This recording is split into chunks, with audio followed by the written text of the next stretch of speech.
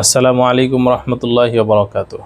আপনি আপনার বন্ধু রাশেদকে বললেন, অমুক বইটি আমার জন্য কিনে আনবে, বইটির দাম 200 টাকা, এই নাও তোমাকে 200 টাকাই দিচ্ছি। তো আপনার বন্ধু দোকানে গেল, সে দোকানদার পরিচিত হওয়ার খাতিরে মূলত দাম 200 টাকা হলেও তার কাছ থেকে 180 টাকা রাখলেন আর 20 টাকা রাশেদের হাতে ফেরত দিলেন। এখন এই 20 টাকা রাশেদ তার নিজ পকেটেই রেখে দিতে পারবে, নাকি এটি আপনাকে ফেরত দিতে হবে? সহজ কথায় বললে এই টাকা রাশেদের জন্য বৈধ হবে না, কেননা রাশেদ হলেন ক্রয় প্রতিনিধি, আর তিনি প্রতিনিধিত্ব গ্রহণ করেছেন কোনো বিনিময়ের চুক্তি ছাড়া।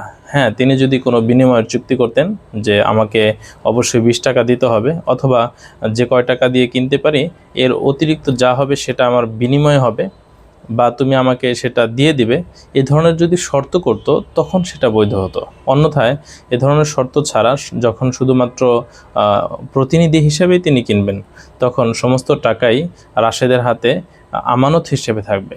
আর এই আমানতের টাকায় যত টাকায় কিনেছে তত টাকাই খরচ হিসেবে দেখাতে হবে, এবং বাকি টাকা আপনার মালিকানা হিসেবে আপনাকে ফেরত দিতে হবে।